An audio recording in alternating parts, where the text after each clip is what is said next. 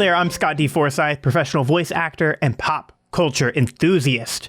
Today, we're talking about Spy Family, one of the best animes of the 2022 season, and one that needs to be on your radar. I'll be going over the who's, how's, what's, and why I recommend it to a general audience, thus claiming it best of all. But first, let's take a quick break and get right back to the show. Spy Family. What is Spy Family? Well, it is a series about two nations on the verge of conflict. We follow Agent Twilight as he must complete a crucial mission to help keep the world's peace by spying on this famous socialite. To keep his cover, Twilight creates this faux family so that he can get closer to his target, and his family includes a little girl who can also read minds, his wife, who is a hired assassin, and eventually there is a dog that can see the future. Here's the kicker. Nobody in the family knows each other's secret lives, apart from the daughter, who can read minds. Everybody knows that they're a pretend family as well. So everybody knows they're a pretend family, but nobody knows like the real reason why all of them are doing it. And I don't want to spoil some of the reasons, but like they do explain why all of these kind of random characters get together, and it's very humorous because the show is a comedy. When did it release? Well, Spy Family originally launched in March of 2019 as a manga, and is still ongoing to this day. And then as of April 2022, the series began releasing as an anime under Clover Animations and Viz Media and Cloverworks, who Cloverworks has done other shows that you all might recognize, like Promised Neverland, Persona 5, the animation, Ace Attorney, like an Ace Attorney anime? Yeah, okay. So high value company, high profile animation company and publishing company as well. Because this was a huge success in Japan, but who was behind the creation of this huge success? Well, it is a manga artist and writer named Tetsuya Endo. He has penned the entire series and is most famous for Spy Family. This was his breakout hit that was like one of the number one selling mangas of the time. When it released, it was huge, and it's still huge now, especially because of the anime.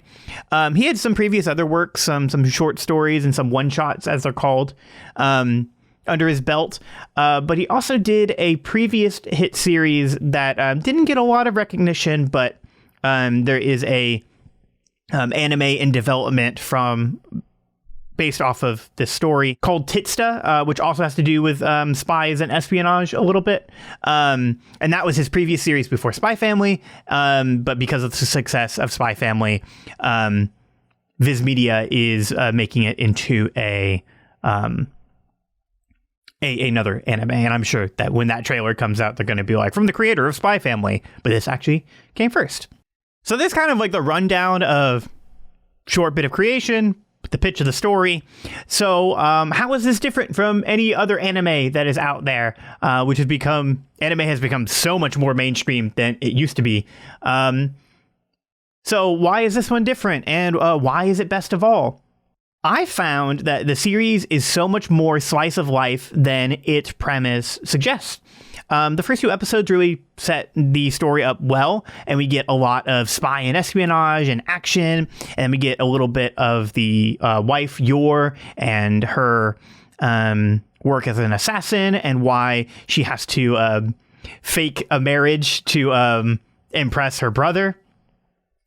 So we do get a lot of that, but as the show slowly keeps going, like the premise is so much more slice of life. It is watching this family interact with each other, and like try so desperately to keep their lives a secret because they don't want to endanger the family or blow their own covers.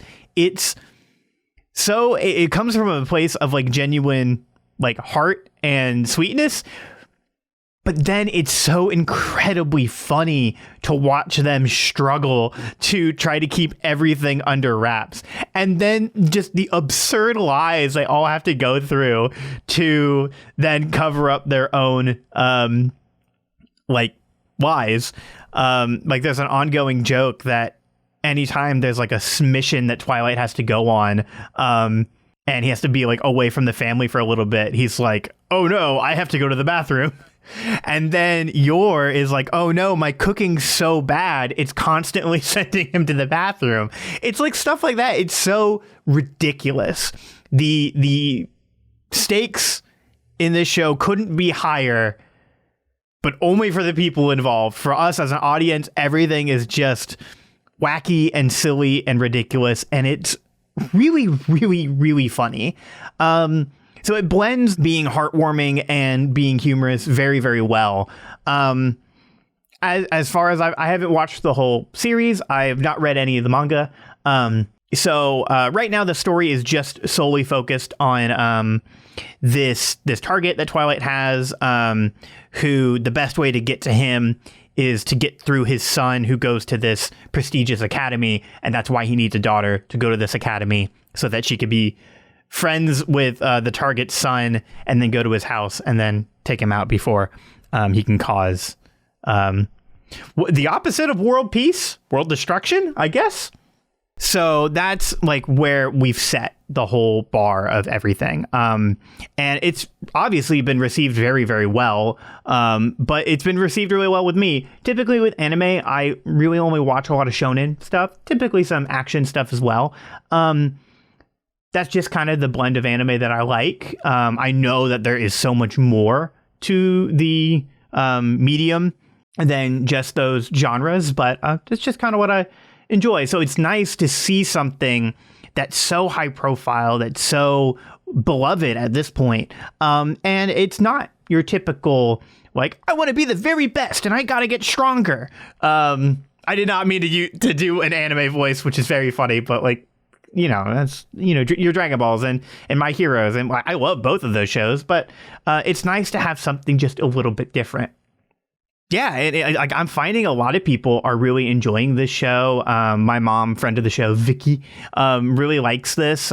She likes seeing the family dynamic of it. And even my sister and her husband now have been watching this, and like over Thanksgiving, we were talking about it because I was like, oh, yeah, I think this would be a show that she would enjoy. And already she was just like, hey, have you seen Spy Family? And I'm like, yeah, it's really good. It's really, really funny. And it's fun to see how different people react to different characters. Like, I really love Yor. I like everybody, but like I really like Yor. And then it's like my mom really likes Twilight. My sister really liked Twilight, and Anya, Tristan also got me introduced to this show as well. It's just like, it's kind of something for everybody in the mix of all of the wackiness. I also find that it's not too fast. I'm just getting really excited. That's why I'm talking so fast. But, there's some times where they slow down. I'm now at the point in the anime where they have gotten to some like what you would call like filler episodes, but they're still really enjoyable and really funny. One of them has to do with Twilight notices that Yor is going out much later than normal, and when she's coming back home from work, she has like cuts on her hands and everything, and she's like really stressed out and exhausted. And the audience, me, I'm like, oh, she's back to assassinating. She's doing her job. But then you find out very quickly, it's not like a spoiler of the episode, but no, she's taking cooking classes. Like, it's a bait and switch of like, oh, you thought she was killing people again. Nope, she's just trying to cook better because she feels bad that she can't cook. It's great. It's so funny. And at the heart of all of it, this was not only my words, but the words of Endo. He wanted Anya to be the heart of the show, and she is the linchpin of everything. She is just this poor little orphan girl who has these abilities, but has been transplanted home from home until eventually Twilight finds her. She's in this awful place, and she uses her abilities to impress him. And then she is head over heels over Twilight, because she always like calls him Papa and everything, and she just like absolutely loves him and thinks he's so cool because she knows he's a spy. And then she thinks that the mom is really, really cool because she knows that she's an assassin.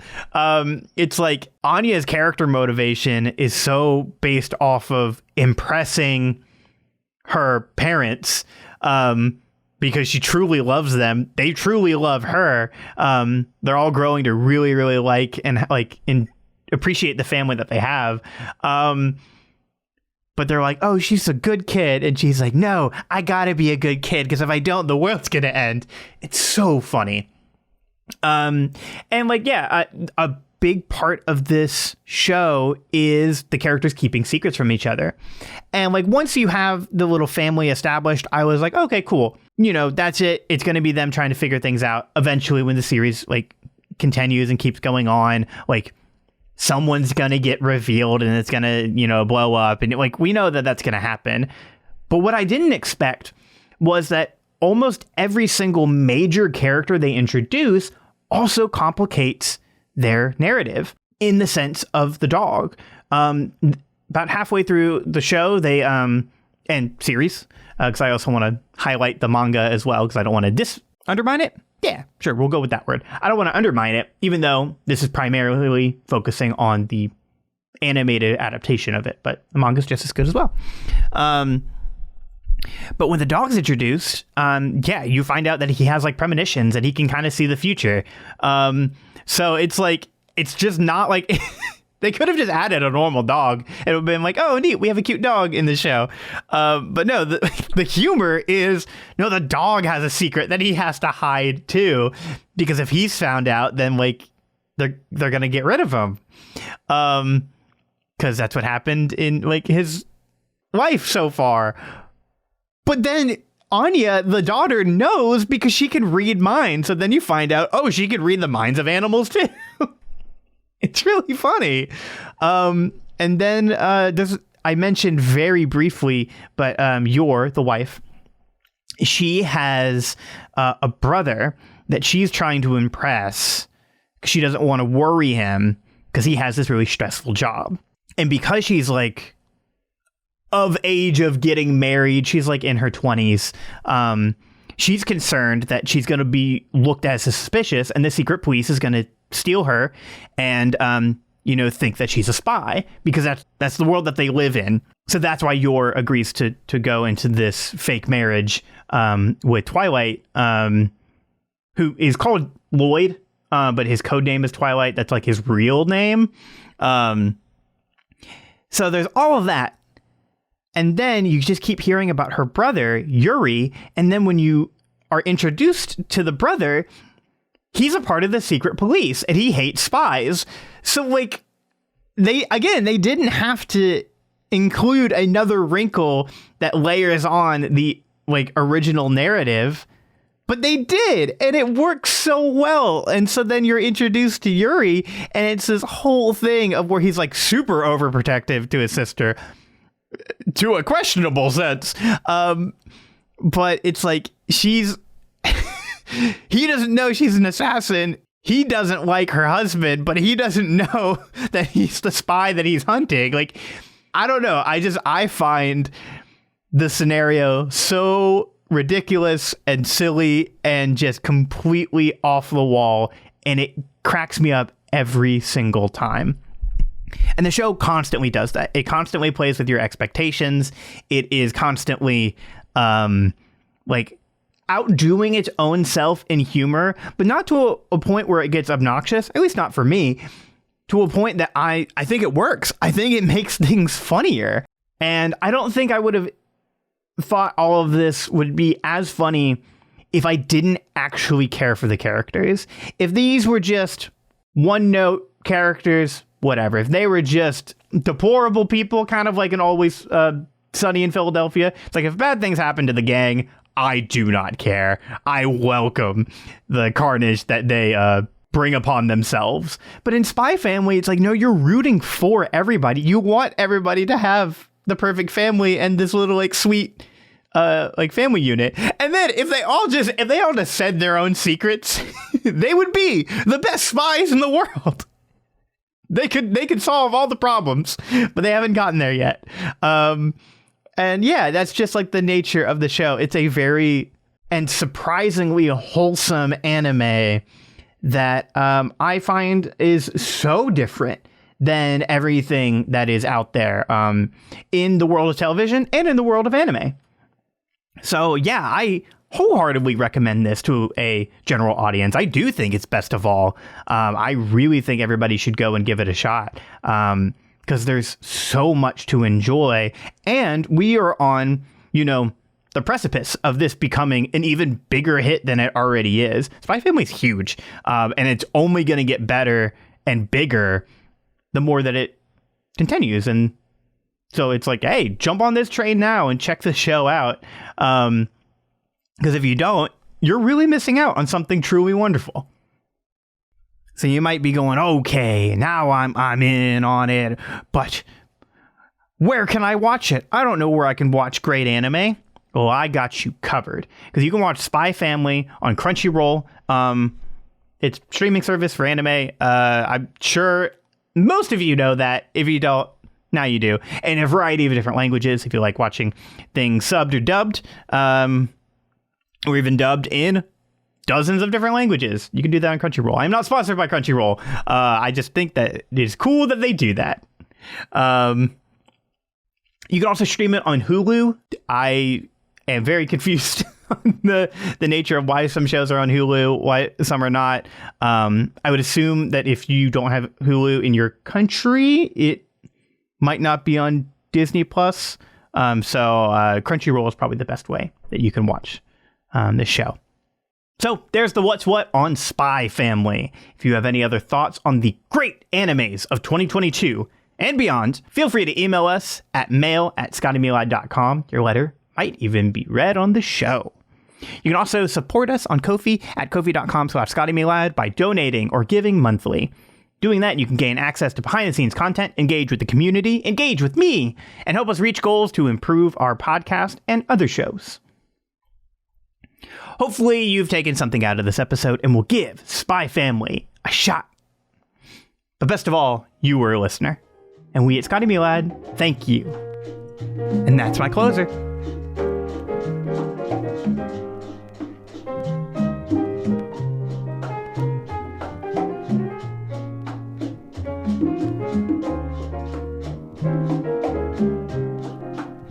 Best of All was hosted and produced by Scott D. Forsythe, using the song Mia by Rolando Puchades from the album Canta as our intro and outro theme.